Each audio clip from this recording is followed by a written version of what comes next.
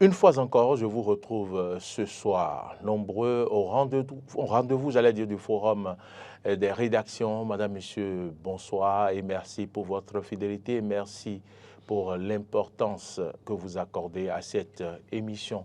L'émission d'actualité qui parle des questions politiques, de société, mais aussi du sport. Ce soir, on va parler politique.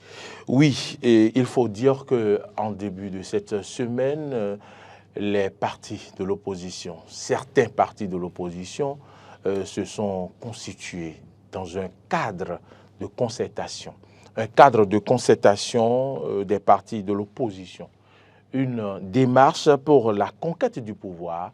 C'est une interrogation à laquelle mes débatteurs vont répondre sur ce plateau et vont répondre donc à mes questions sur ce thème. Mais le deuxième thème, vous le savez, en fin de semaine, c'est-à-dire il y a quelques jours, vers la fin de cette semaine, l'ancien général, l'ancien flic, Philippe Rondénion a été donc interpellé et l'on a appris depuis quelques heures que le flic à la retraite est donc déposé en prison. Qu'est-ce qu'on lui reproche? Incitation à la rébellion et harcèlement par voie électronique. Il sera donc présenté, son procès aura lieu le 16 décembre. L'on a appris également. Mesdames, Messieurs, nous allons essayer de voir est-ce que le flic à la retraite a-t-il manqué de retenue. Le deuxième thème donc de ce débat, arrestation de Louis-Philippe Rondénion. Le flic à la retraite a-t-il manqué de retenue? C'est une autre interrogation à laquelle mes débatteurs vont également répondre sur ce plateau. Cette émission, à la réalisation, elle est conduite par Marcel Yeddo. Au son, c'est Gérard Roussard. Je vous reviens dans un instant pour vous présenter les débatteurs.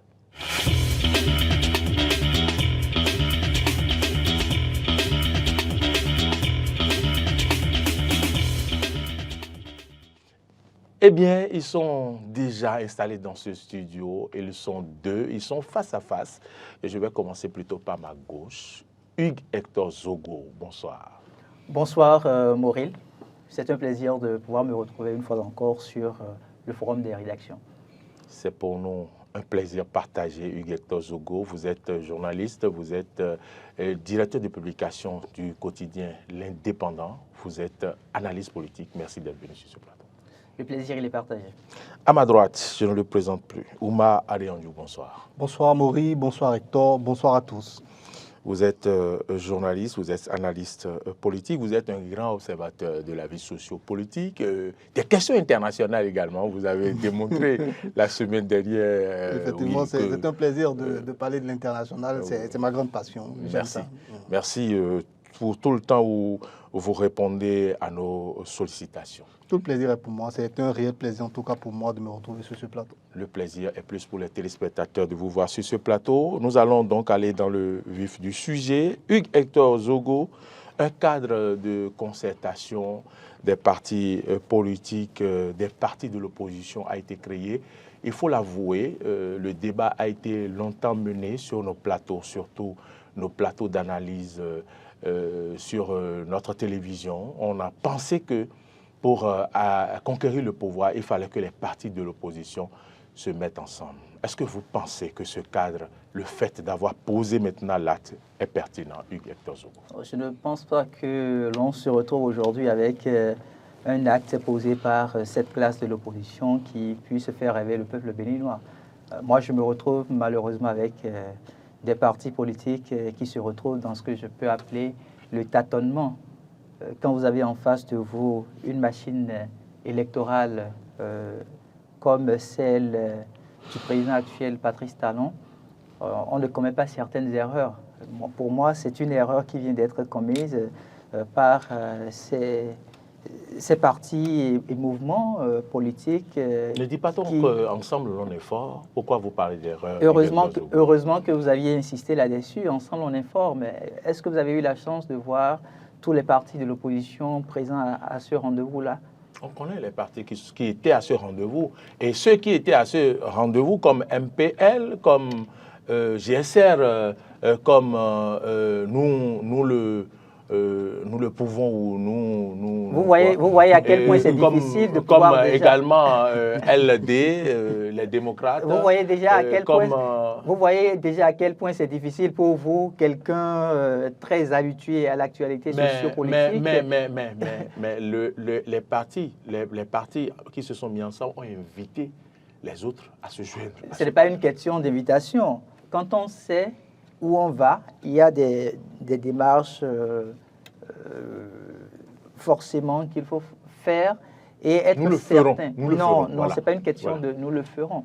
Quand vous n'avez pas la certitude de l'acte que vous voulez poser et que vous n'avez pas la certitude que cet acte-là aura un impact, ça ne sert absolument à rien à faire de la précipitation. C'est vous qui le dites. Eux, ils ont la certitude que l'acte qu'ils vont poser aura donc un retentissement. Cet acte-là qui a été posé, combien de personnes avez-vous constaté aujourd'hui au Bénin qui ont pris le soin de s'y intéresser?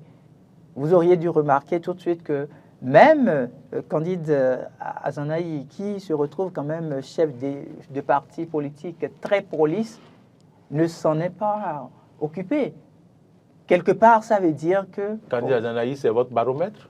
C'est un baromètre important au niveau de la classe de l'opposition béninoise aujourd'hui. Ah bon? Quoi qu'on dise, il fait partie de ceux-là qui prennent la parole pour décrypter l'actualité au sein de l'opposition.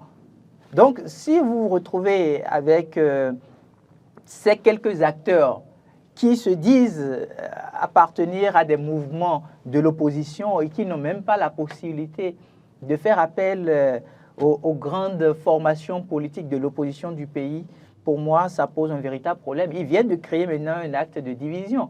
Ah oui? Ça va partir de là, c'est encore de la fissure. L'opposition... Heureusement que vous n'avez pas qualifié ce cadre de pipeau. Oui, même qualifier cet acte de pipeau serait peu dire.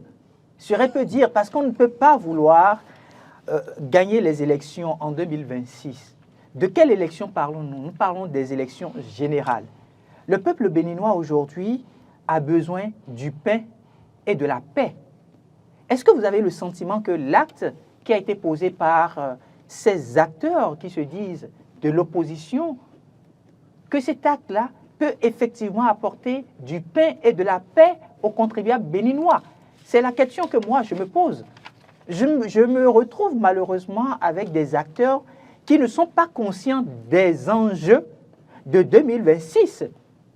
Je me retrouve avec des acteurs qui n'ont pas encore compris que 2026, que ce soit pour les élections présidentielles, que ce soit pour les élections législatives, que ce soit pour les élections communales, ce dont les populations béninoises ont le plus besoin, c'est qu'il y ait la liberté d'esprit. Et quand je parle de liberté d'esprit, je veux parler de la liberté d'expression, par exemple, qui est un droit constitutionnel. Mais quel est l'impact de ce cadre de concertation mis en place là sur la démarche du respect de la liberté d'expression pour qu'on se retrouve en 2006 et espérer dire qu'on arrive à arracher le pouvoir d'État à Patrice Talon et ceux qui le soutiennent. Avec ce que j'ai vu, je n'ai pas le sentiment que ce soit une machine électorale à broyer, à tout broyer. À tout broyer. C'est comme si on est encore dans la naïveté. C'est comme si... Sinon que la machine à broyer aurait été quoi? La machine à broyer aurait été de prendre du recul, de ne même pas se retrouver avec un cadre pareil. Vous aviez vu les partis de la mouvance politique. Quand je prends l'UPR et le BR, bien que ces deux partis politiques aient aujourd'hui la majorité des députés à l'Assemblée nationale, ils se sont retrouvés pour l'accord de gouvernance, qui est quand même un signal assez fort. Et ça voudrait dire que même au niveau de la mouvance, les gens se disent, si on ne se met pas ensemble, on risque de voir 2026 nous échapper. Mais si l'opposition qui n'a que quelques... C'est ce que l'opposition fait aussi. Mais l'opposition qui n'a que... Est-ce qu'ils se sont retrouvés dans un accord de gouvernance? C'est un pas, c'est déjà un pas vers l'accord de gouvernance. Ils y arriveront. Le pas qui a été posé, le pas qui a été posé est loin d'être un pas qui conduise à un accord de gouvernance. D'accord. On va écouter Oumar et on va suivre le communiqué final pour voir si vous avez raison ou pas, si ce n'est pas un début vers un accord de gouvernance ou pas? Oui, Oumar? Oui, par rapport à ce cadre de concertation, moi j'aimerais attirer l'attention sur 2 ou 3 choses.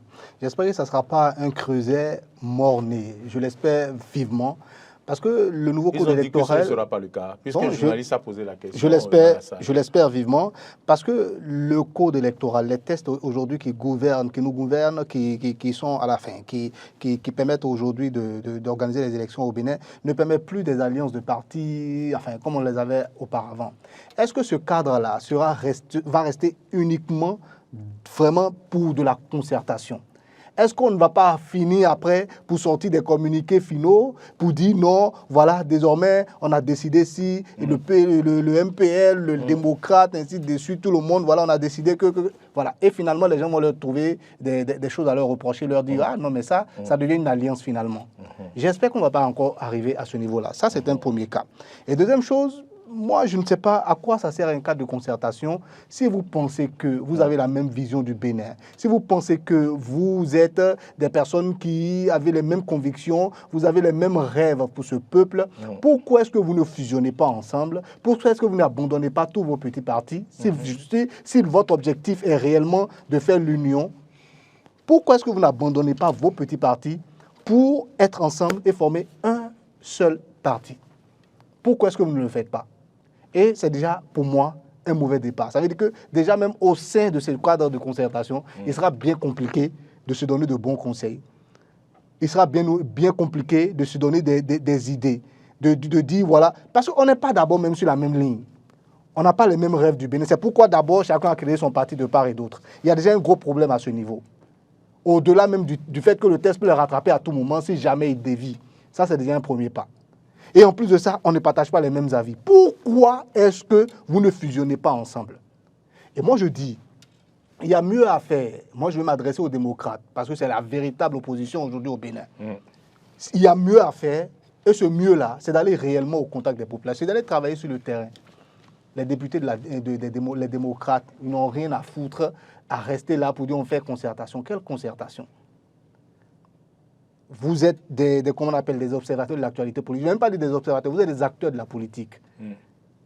Vous agissez au jour le jour. Vous voyez ce que le gouvernement fait et qui n'est pas de votre, comment on appelle, de votre goût, mais vous allez au devant des populations pour leur expliquer. C'est ça, moi, le travail. Sinon, ce cas de concertation, pour aller contre qui? Pour aller contre Patrice Talon? Enfin, moi, je ne sais pas. Donc, l'objectif de l'opposition doit être évincer le pouvoir qui est là. On ne doit pas avoir des rêves, on ne doit pas avoir des programmes.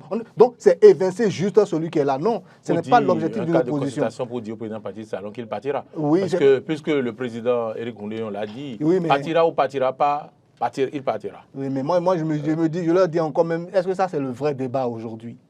À quel moment quelqu'un est monté sur un plateau de télévision pour dire Patrice Talon ne partira pas? Moi, je ne sais même pas où est-ce que ce débat-là quitte en réalité. Les tests de notre pays sont clairs. Ils n'ont qu'à parler d'autre chose. Ils n'ont qu'à préparer véritablement 2026. C'est ça le vrai combat à faire. Les autres de la mouvance présidentielle, quand ils se retrouvent, ils parlent d'accord de gouvernance. Ils ne disent pas cas de concertation, on va se revoir régulièrement pour discuter entre nous, pour voir les stratégies. D'accord. Si vous n'êtes pas une alliance, quelle stratégie vous allez mettre en place? C'est quoi l'objectif de vos concertations? C'est pour aboutir à quoi? Donc moi, je pense qu'il faut faire... Il faut faire très attention. Et moi, j'attire vraiment l'attention des partis. Ils vont nous dire à quoi ça va servir à travers le communiqué. Oui, mais j'attire vraiment... Oui, mais j'attire vraiment l'attention des démocrates pour leur dire attention à ça. C'est vous la vraie opposition.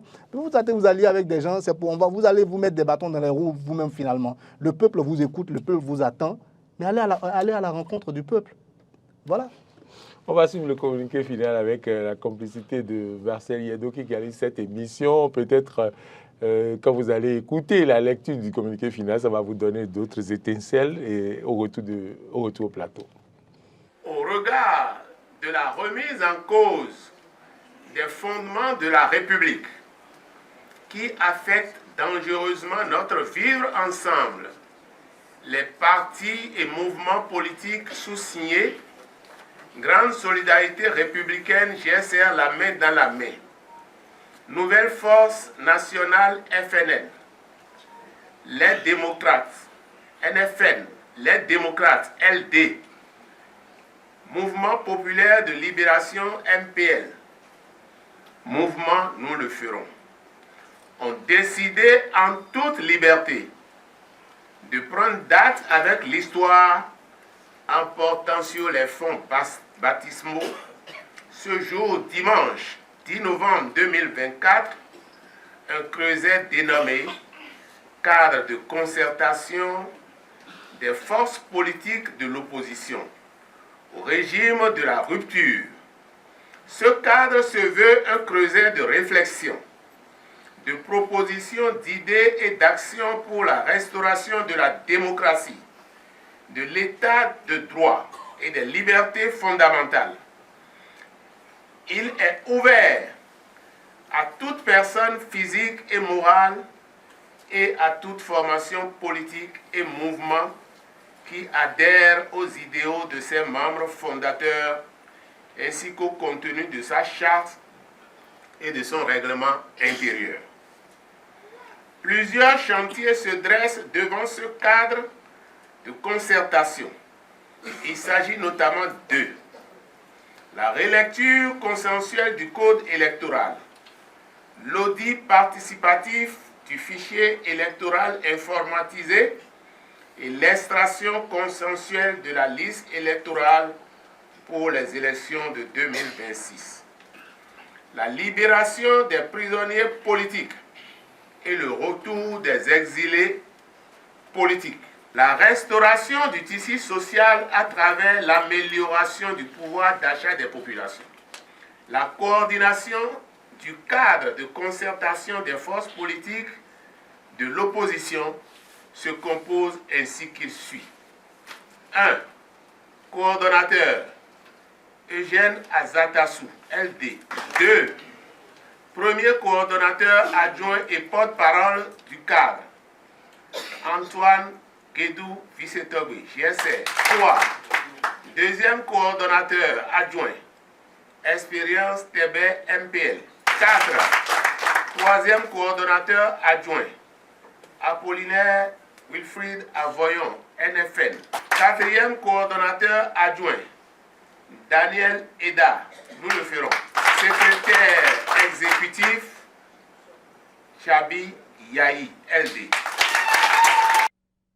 Je n'ai pas compris, directeur Zogo, pendant qu'on lisait le communiqué final, vous étiez en train de rire. Les objectifs sont clairs. Les objectifs sont clairs, vous avez bien suivi avec attention, même si à la fin il y a eu un sourire dans votre visage. Dites-nous, vous avez suivi les objectifs du cadre de concertation. Est-ce que ça vous convainc? Je suis très déçu. Je suis très déçu parce que je vois certains visages qui me parlent de la restauration de la démocratie. Je vais me prononcer juste sur un seul, Eugène Azatassou. Vous savez le rôle qu'il a joué quand le président Bouniaï était au pouvoir. Moi, je ne sais pas. Ah, d'accord. Quel rôle il a joué? Il faisait partie des leaders ayant conduit le parti FCBE. Ce parti, à l'époque, qui appartenait au président Bouniaï. Et c'est ce même parti-là qui nous a montré des scénarios où on voyait des conducteurs de motos appelés Zémilians chez nous au Bénin faire de longues files d'attente pour aller chercher des billets de banque au palais de la Marina. Moi, je ne sais pas. C'est des choses qui se sont passées ici au Bénin. D'accord. C'est de tristes souvenirs auxquels... Vous avez des images je vous dis qu'on que peut montrer? c'est des choses qui se sont passées ici au Bénin. C'est de tristes souvenirs qui ne doivent plus jamais revenir. Vous avez des archives? Les archives existent. C'est de tristes souvenirs qui ne doivent plus jamais exister dans l'histoire politique de notre pays, le Bénin. Donc, quand je prends du recul et je vois des figures du genre qui se lèvent aujourd'hui pour dire qu'ils veulent travailler à la restauration de la démocratie, je suis perturbé en tant que citoyen. Je me pose la question de savoir quel est le niveau auquel se retrouve notre démocratie aujourd'hui, au point où on veuille, coûte que coûte, la restaurer. La démocratie, ce n'est pas une notion qui est figée. C'est dynamique. Donc ça voudrait dire que Mais ce que vous avez pris... La démocratie que moi je sais, c'est le respect des institutions, c'est la séparation des pouvoirs. C'est heureux que vous en ayez fait cas. Et je me pose la question de savoir si, à la date d'aujourd'hui, il y a... la liberté d'expression aussi, la démocratie. Je voudrais poser la question de savoir, est-ce qu'il y a le respect des institutions au Bénin? Moi, en tant que citoyen, je respecte les institutions. Je ne sais pas si ceux-là que j'ai vus au niveau du cadre de concertation de l'opposition ne respectent pas les institutions. Moi, me retrouvant, en tout cas, à la date d'aujourd'hui, au Bénin, je ne sais pas de quoi ils sont en train de parler. La séparation de pouvoir. La séparation de pouvoir. Est-ce que vous avez vu Patrice Talon, en tant qu'exécutif, aujourd'hui faire injonction à la justice, par exemple? L'opposition peut-être a vu et en parle. C'est ce que je dis. C'est assez facile de se retrouver dans la masse pour jeter du discrédit. Peut-être que l'opposition voit des choses que vous ne voyez pas. Mais si l'opposition voit des choses... Puisqu'on parle de l'opposition.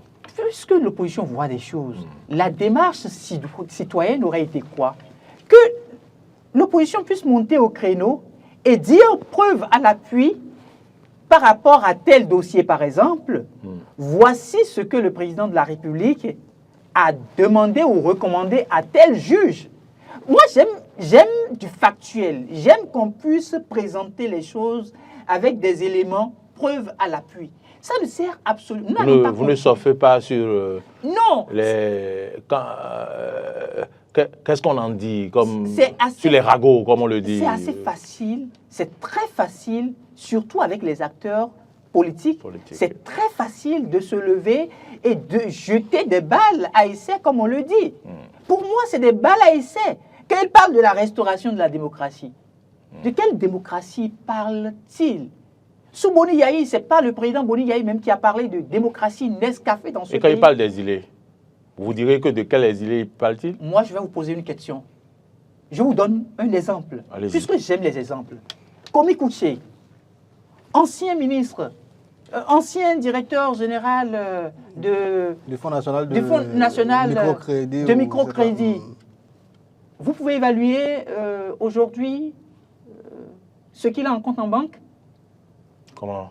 Je suis son agentier. Bon, je voilà. ne suis pas celui qui tient son compte. Moi, je ne suis pas banquier, moi. Qu'est-ce que je voulais vous dire par là? Nous avions vu ce pays où, chaque week-end, des cadres politiques de la République sortaient avec l'argent du pays, avec des femmes pour passer des week-ends, sous prétexte de ce qu'ils... Vous avez vu. Vous avez la pratique, donc vous avez vu. Laissez-moi finir. Vous avez les images, vous avez les preuves. Laissez-moi finir. Sous prétexte qu'ils sont partis en mission. C'est des choses qui se sont passées sous Boni Yayi. À quoi faites-vous allusion? Je fais allusion quand même à ce que vous connaissez. Si vous faites un retour aujourd'hui en arrière, si vous parcourez un peu les archives de nos différents ministères, vous allez voir combien de missions on a pu créer de par le passé. Où les mêmes personnes se retrouvent dans la même période sur 3-4 missions. Et ils prenaient ces sous-là chez le contribuable béninois. C'est cette démocratie qu'on veut. Vous voulez que nous puissions retourner à cette démocratie-là? On peut ne pas être d'accord avec Patrice Talon. On peut ne pas être d'accord avec son mode de gouvernance. Mais je dis, il y a un minimum que, en tant que citoyen, à des moments donnés, nous devons pouvoir accepter. C'est que nous avons quitté... Et ce minimum, c'est quoi? Ce minimum, c'est que nous avons quitté, avant de passer à avec Boni Yayi, nous avons quitté une étape N+1 pour se retrouver aujourd'hui à une étape N+5 sous le régime de Patrice Talon. Ça ne veut pas dire non plus que tout est rose avec Patrice Talon. Vous n'avez pas vu. Moi, je vous donne un autre exemple. La voie qui quitte à Kassato pour se retrouver vers l'université d'Abomey-Calavi. Cette voie-là devrait être réalisée en 2x2. N'est-ce pas sous Boni Yayi que les sous ont été dilapidés? De quelle démocratie nous voulons parler? il faudrait quand même que les gens, à des moments donnés, puissent avoir de la retenue. On est certes des politiciens. Vous parlez de la voix de Glodjibé qui a été reprise. Bien sûr. Qui a été reprise maintenant sous Talon. Bien sûr. D'accord. Vous aviez vu comment est-ce que les travaux évoluent aujourd'hui? N'est-ce pas la fierté des Béninois? Est-ce que quand on va finir cette voie-là aujourd'hui, c'est Patrice Talon qui va retourner avec cette voie-là au niveau de sa famille? C'est resté dans l'héritage, c'est resté dans le patrimoine béninois.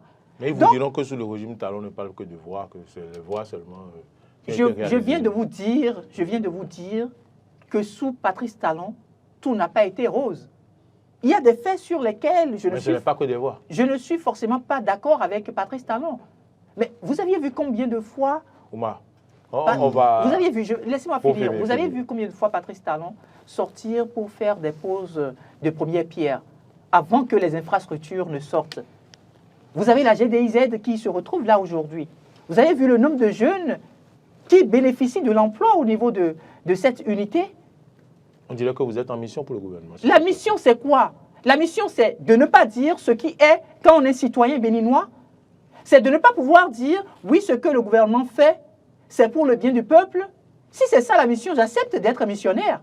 Vous serez un bon porte-parole du gouvernement, alors? Non, je ne suis pas encore le porte-parole du gouvernement parce qu'on va revenir peut-être sur d'autres faits.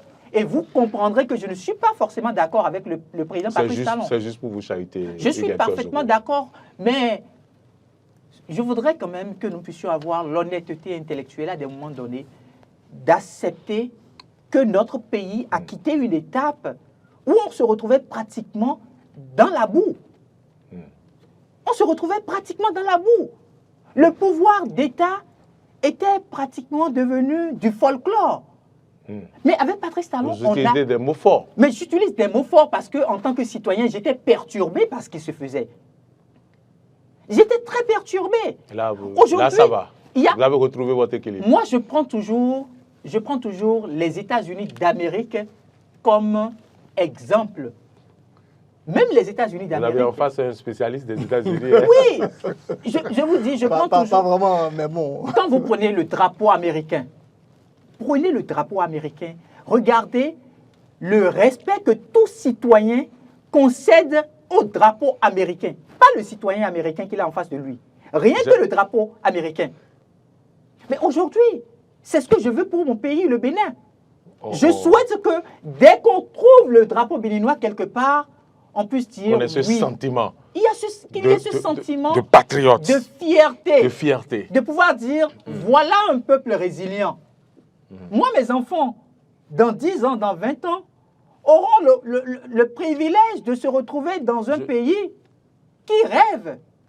Moi, je n'ai pas eu cette chance-là, malheureusement. Mais ce n'est pas pour ça que je vais me refuser de faire le sacrifice pour permettre à mes enfants de se retrouver dans de meilleures conditions demain. Très bien. On va suivre Oumar. Je vais lui accorder le même temps de parole. Il n'y a pas de problème. Donc, non, il n'y a pas de souci. Vous savez, pour moi, Oumar, vous avez suivi le développement. J'ai suivi son développement. Mais il me semble que vous avez en face le porte-parole du gouvernement. Bon, ça peut ressembler à ça si on ne va pas vraiment en profondeur. D'accord. Allons-y en profondeur. Aidez-nous et aidez ceux qui nous suivent et qui ont ce sentiment à comprendre ce qui se passe. En expliquant tel qu'il explique, lui, il fait peut-être... C'est comme quand on fait quelquefois des exercices de mathématiques. On saute des étapes. Vous voyez un peu? Donc, celui qui ne fait pas attention va se dire... Si vous sautez des étapes, vous aurez zéro. Donc, je vais rappeler quelques étapes que peut-être lui a sauté. Si vous sautez des étapes, vous aurez zéro. Non, l'essentiel, c'est le résultat final en bas. Et le professeur comprend que non, c'est parce que celui-ci a compris, donc il est passé. Ah oui, d'accord, je comprends ce que vous dites. D'abord, le temps de parole, ce n'est pas le plus important, vous savez. L'essentiel est de pouvoir dire ce qu'on pense dans le petit temps qu'on nous donne. Le temps de parole, c'est absolument rien du tout. Ça me rassure. Voilà. Maintenant, l'autre chose que je veux dire, c'est quoi? Quand on écoute très bien Hector, vous allez comprendre qu'on est parti de quelque part pour arriver quelque part. Et ce qui gêne aujourd'hui la plupart des opposants, et je ne dis pas qu'ils ont complètement tort, ce qui gêne aujourd'hui la plupart des opposants, ce sont ces réformes-là. Les réformes qui permettent de mettre fin à tout ce que Hector a décrit. Des réformes qui sont beaucoup plus, on va dire, plus contraignantes. Des réformes qui sont beaucoup plus, comment on appelle, plus répressives dans le sens sérieux, plus rigoureux, je veux dire. Vous voyez, les réformes qui ont conduit à des tests plus rigoureux sur les acteurs. Quand tu fais telle chose, désormais, voilà voilà la punition qui t'attend. Vous voyez, les tests aujourd'hui au Bénin sont très, très, très, très rigoureux. Et ça gêne. Je peux comprendre que ça gêne. Nous sommes à une première étape. Ça, c'est le président Talon qui vient de venir, qui nous donne ces tests-là, qui nous permettent aujourd'hui d'éliminer toutes ces choses-là. Aujourd'hui, vous allez me dire non, même sous ce régime, il y a des gens qui font la corruption, qu'est-ce que vous en savez? Oui, c'est possible. Mais on n'a plus tous ces scandales-là qu'on avait au temps des prédécesseurs de Boni Yahi dans les journaux. Chaque matin, c'était pratiquement un scandale. Mais des PMP Chaque matin, sont en prison. Hein. Les PRMP sont en prison. Voilà. Hein. Et ça, c'est quelque chose qu'il faut saluer ou bien c'est quelque chose qui est mauvais? Il faut saluer. Voilà. Ça, c'est la preuve que les réformes sont véritablement en cours. Vous savez, quand on est habitué à une certaine manière de faire de la politique, et aujourd'hui, on vous impose une nouvelle manière par des tests, c'est bien compliqué de se déshabituer. C'est bien compliqué de dire, ah, vraiment. Donc, on trouve toujours des réfractaires aux réformes. Et ça, c'est tout à fait normal. Je ne suis pas contre. Vous comprenez?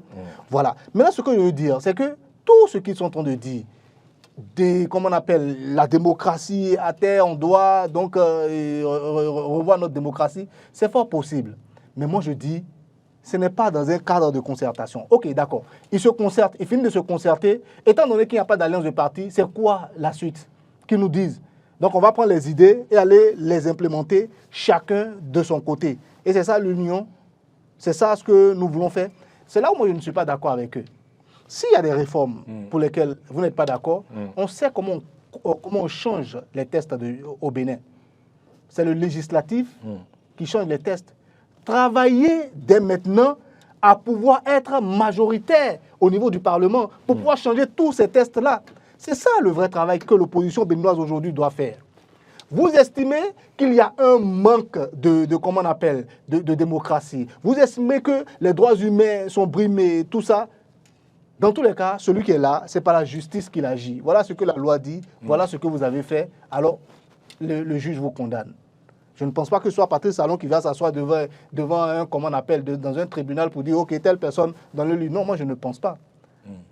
C'est les juges. Et comment se porte la démocratie? Donc, on va dire que tous nos juges sont complètement inféodés au pouvoir. Comment se porte la démocratie? Puisque eux, ils demandent à ce que la démocratie soit restaurée. Voilà. Quand on dit restaurer la démocratie... Hugues Hector trouve que la démocratie se porte super bien. Voilà. Voilà. Dans le sens... il ne l'a pas dit comme ça. Dans le sens de Hugues Hector, vous l'avez dit, vous l'avez demandé, mais la démocratie, c'est la séparation des pouvoirs, les institutions qui marchent parfaitement. Et il vous a dit, les institutions marchent parfaitement.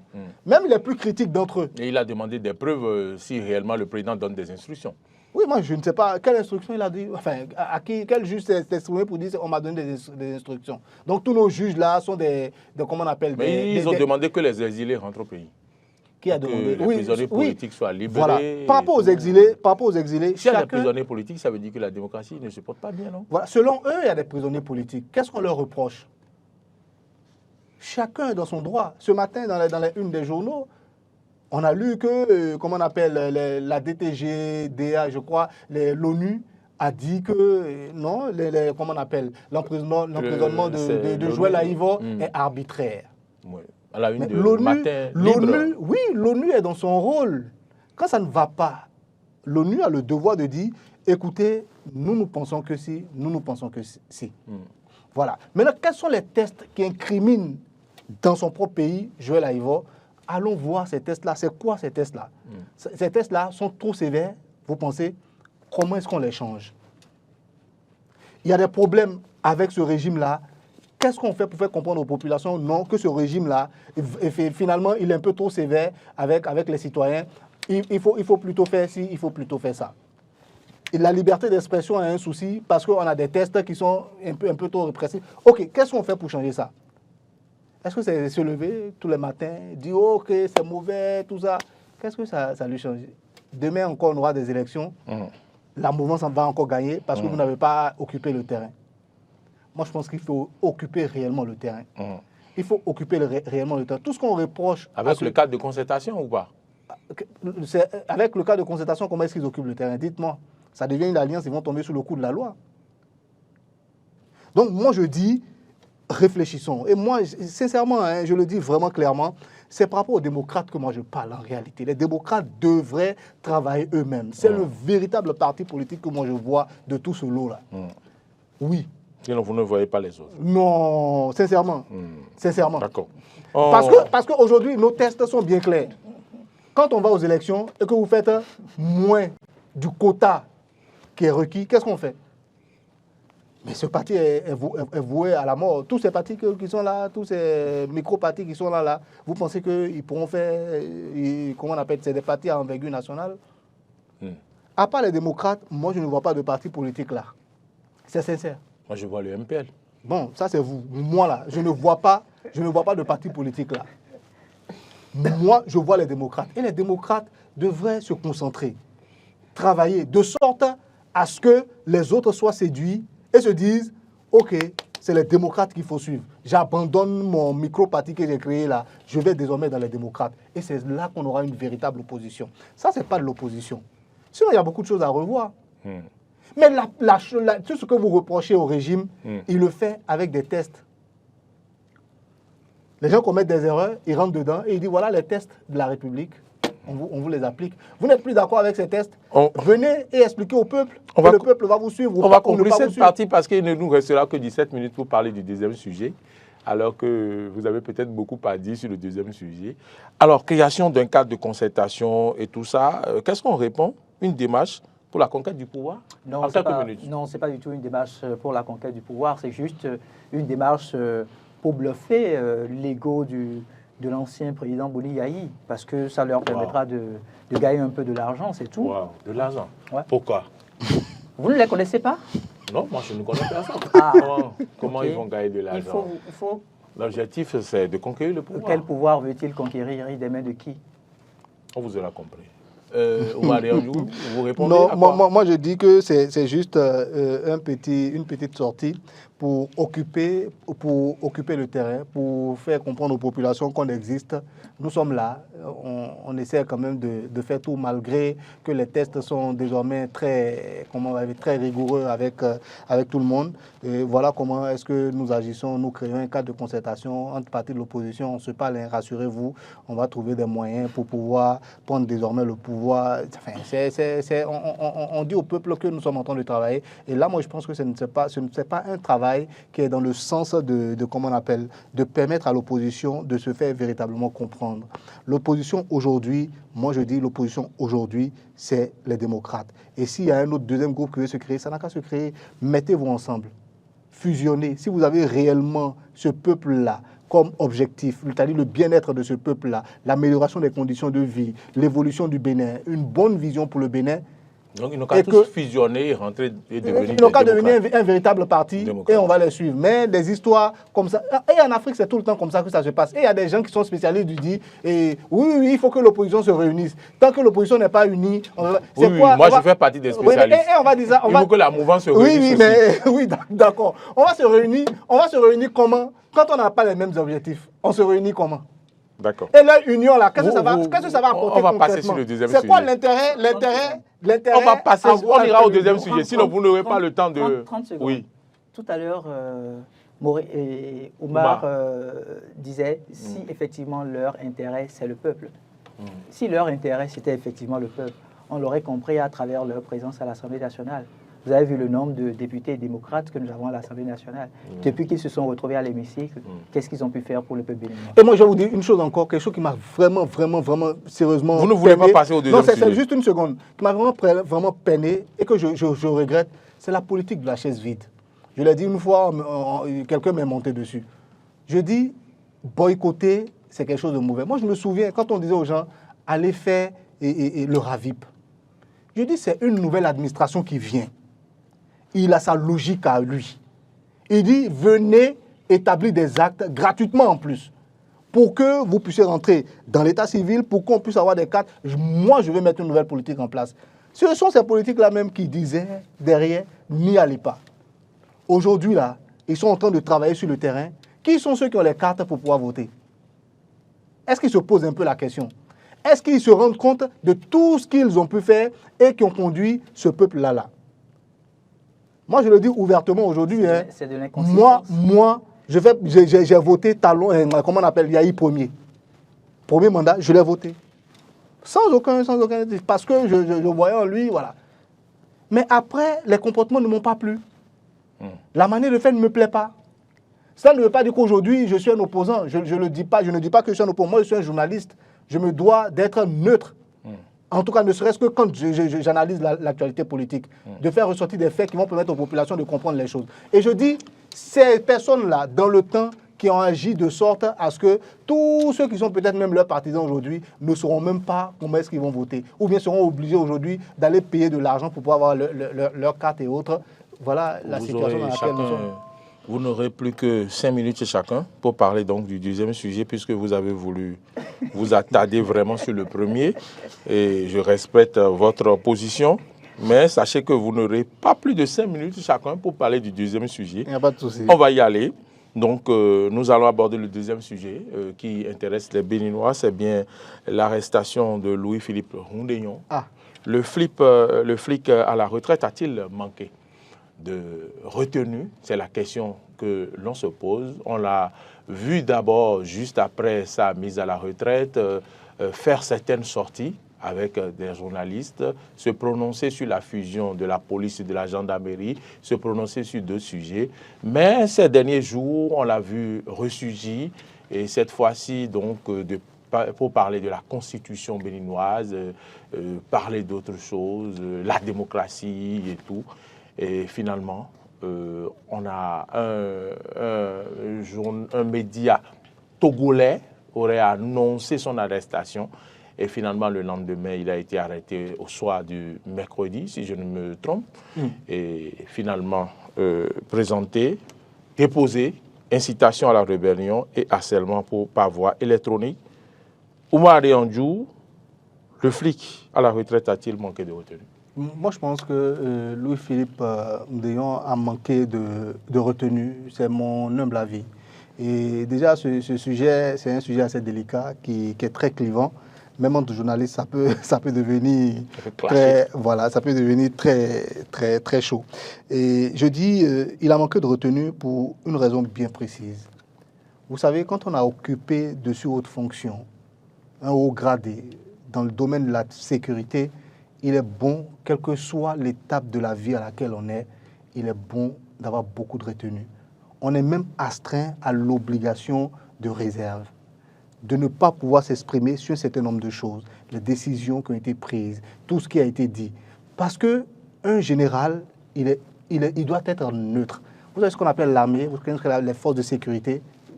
C'est des personnes qui sont là pour la République, quel que soit le président qui est en place. Qu'il soit Talon, qu'il soit Soglo, qu'il soit Kérékou, qu'il soit Yahi. Et quand il est à la retraite? Quand il est là... Il peut s'exprimer, il peut parler, il est à la retraite. C'est ce que je vous dis. Même à la retraite, il y a cette obligation de réserve. Parce que vous avez occupé de très hautes fonctions. Le commun des mortels ne comprend pas les choses comme vous le comprenez. D'accord. Vous comprenez? Vous détenez des secrets de la République, vous voulez... Il y a des secrets, il y a des informations essentielles que vous allez livrer tout de suite sans même le savoir. Il y a certaines ambassades au Bénin, par exemple, quand tu y vas, on ne te permet même pas de faire, même à côté d'un truc, une photo. Parce que c'est de l'ordre de la sécurité. Tout ce qui a rapport avec la sécurité, il faut faire très attention. Et quand on a occupé de très hautes fonctions comme ça, il faut faire très attention. On peut décider de se déclarer politique. Ah, voilà, je suis désormais un homme politique, je ne suis plus général, j'abandonne tout. Et là, tu rentres immédiatement dans ton parti politique, tu te colores et tout le monde sait que tu ne parles que de cette politique. Ça se fait aux États-Unis partout. Mais par contre, les grands généraux américains, les grands généraux français qui sont restés neutres, qui ne parlent pas, qui ne s'expriment pas sur la chose politique, mais c'est des hommes très respectés parce que leur parole, quand ils le disent, quand ils la prononcent, elle est crédible. Parce que c'est des gens qui ont toujours été sous le drapeau. C'est des gens qui travaillent uniquement pour le peuple et rien que pour le peuple. Ils n'ont pas de chef que celui que le peuple leur impose. Autrement dit, il aurait pu garder le silence. Il aurait pu garder son silence ou bien se déclarer clairement, ok, je suis désormais un opposant, je fais partie, ou bien, je ne sais pas moi, de tous ces partis-là aujourd'hui qui sont dans le cadre de concertation. Je fais partie du cadre de concertation. Voilà, je suis désormais ici et je compte m'exprimer en tant qu'opposant désormais. Et il fait politique. les images qui circulent sur les réseaux, quelquefois, dans des cadres privés, il est avec des gens, et puis bon, il y a des mots qui sortent, même il y a des choses comme ça. Quand tu les écoutes, tu te dis, non, un général ne fait pas ça. Ou un haut gradé ne fait pas ça. Quelquefois, mais ces gens, on appelle la grande muette, quelquefois, je crois. Non? Oui, ça, tous ces corps-là. Voilà. Donc, c'est des personnes qui ne prennent pas la parole comme ça. Et ça fait un peu désordre. Donc, moi, je n'ai pas été surpris par le fait qu'on l'ait arrêté. Vous savez, même un général qui est là, même nous comme ça, là, qui ne maîtrisons rien des armes, quand un général vient et qui dit, OK, les gars, ça est, allons au combat, je vais vous montrer. Rien que lui, c'est un stratège, celui qui est là. En matière de défense de sécurité, c'est un stratège, Louis-Philippe Oudéon. Il fait peur à n'importe quel régime. Dans tous les pays du monde, les gens vous le diront. Un général qui est là, il fait peur à n'importe quel régime. Quand il prend la parole, ça fait peur. Donc, moi, je ne suis pas surpris. Il aurait dû rester... ne parle pas. Aujourd'hui, voilà ce qu'on lui parle pas. Un général peut parler, c'est un citoyen. Mais il doit savoir, il doit savoir se retenir de dire un certain nombre de choses. Voilà. Merci. Surtout dans l'arène politique, c'est quelque chose qu'il faut s'abstenir de dire. Hugues Hector Zogo. Oui, je pense qu'on va essayer de contextualiser un peu pour mieux apprécier. Vous pouvez faire une introduction, on a eu, encore du devoir, mais faites-le en 5 minutes. On a eu un général qui s'est retrouvé depuis février à la retraite. Il n'a pas été le seul citoyen béninois qu'on ait envoyé à la retraite forcée. Je voudrais qu'on puisse le noter. D'accord. Premier élément. Deuxième élément, nous avons aujourd'hui au Bénin ce que nous appelons le code du numérique, qui, il y a une dizaine d'années, n'existait pas chez nous, par exemple. Et avec le code du numérique, tout ce que vous partagez sur l'espace numérique, ça devient objet de droit. Ça voudrait dire qu'on peut à tout moment vous interpeller à propos. D'accord. Deuxième élément. Troisième élément, on s'est retrouvé avec un citoyen qui a occupé de très hautes fonctions au niveau du système sécuritaire de notre pays. Oui, ce n'est pas n'importe quel commissaire qui se retrouve à diriger le commissariat central de Cotonou, par exemple. Et quatrième élément, il faut retenir qu'on a au titre des réformes sécuritaires avec ce citoyen-là, ce que nous appelons le port de casque. Si vous venez aujourd'hui au Bénin et que les Béninois ont pu, d'une manière ou d'une autre,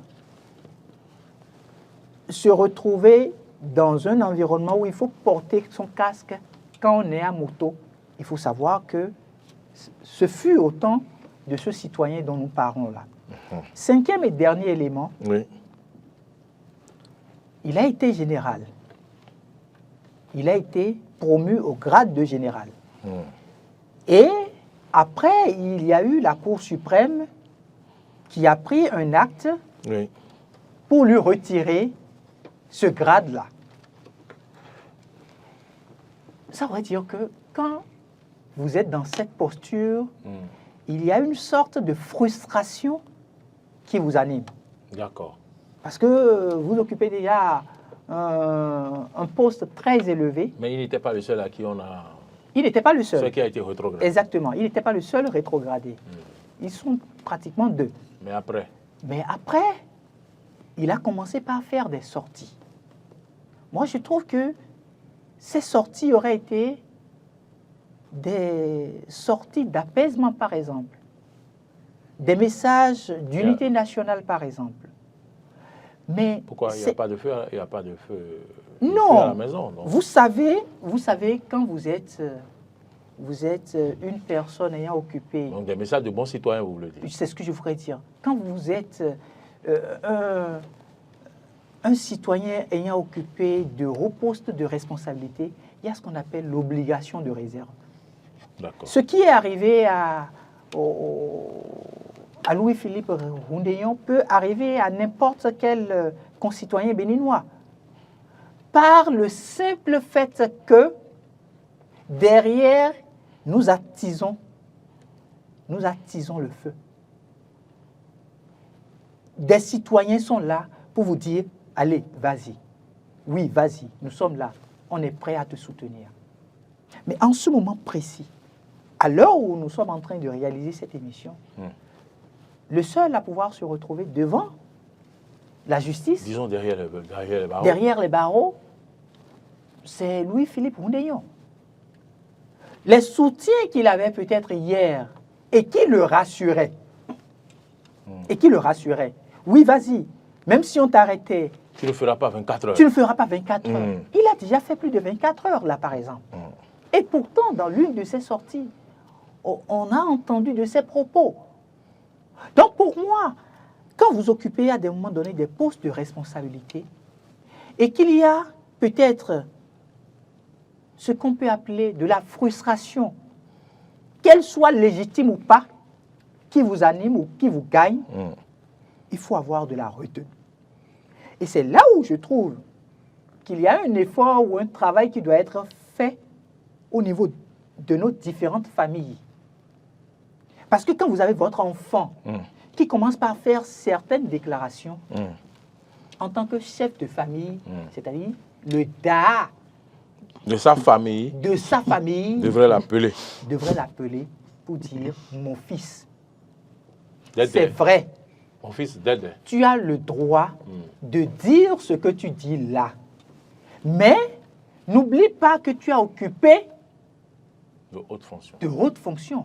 Non, moi, je pense que même pour le poste qu'il a occupé, il n'a pas besoin qu'un chef de famille vienne le lui dire. Non, moi, je pense que c'est beaucoup plus la frustration. Vous avez déjà dit l'essentiel. Il a mal exprimé. Il est là, certes. Oui, oui, c'est-à-dire que...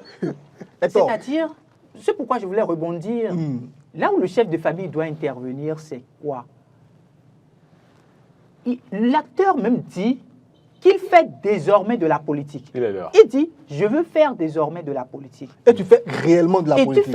Tu ne vas pas aller critiquer des choses sur le plan sécuritaire. Quand tu veux faire de la politique, ceux qui étaient dans la politique avant que tu ne viennes, est-ce que tous sont d'accord à ce que tu viennes effectivement en politique?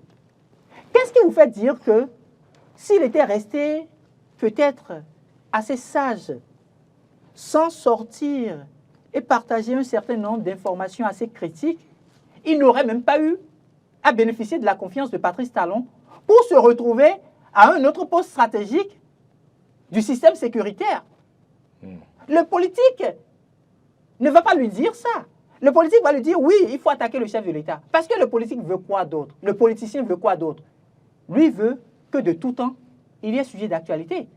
Pourquoi vous venez sur ce plateau? Exactement, c'est ce que le politicien dit. Lui, il est dans la dynamique de...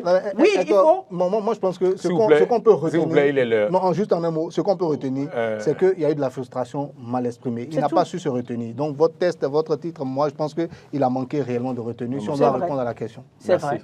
Hugues-Hector Zogo, merci d'être venu sur ce plateau. C'est moi qui vous remercie. J'ai apprécié le débat. J'espère vivement qu'au niveau des instances judiciaires de notre pays, il y aura aussi de la hauteur pour que l'on comprenne que c'est sans doute... de la frustration et qu'on lui fasse clémence aussi, je suis d'accord. Je suis complètement d'accord avec ça. La frustration. Oui, c'est la frustration. D'accord. Très bien. Merci à vous pour votre conclusion. Monsieur Ouma Adéajou, merci d'être venu sur ce plateau. Je rappelle que vous êtes analyste politique, vous êtes journaliste, directeur de publication du quotidien L'Indépendant. Nous travaillons à l'indépendance. Vous travaillez à l'indépendance et le Bénin est un pays démocratique, vous l'avez dit. Oui. Merci à tous ceux qui nous ont suivis. Merci beaucoup pour la confiance accordée à cette émission. Vos commentaires sont attendus sur nos pages YouTube. Merci également à tous ceux qui nous font confiance davantage. On va se donner rendez-vous pour la semaine prochaine. Je vous souhaite de passer un bon week-end. En attendant, ne ratez pas les autres rendez-vous de ce week-end. C'est Jardin d'Éden. C'est bien sûr l'autre émission. C'est l'entretien du dimanche. Mesdames, Messieurs, portez-vous bien ici à là. À bientôt.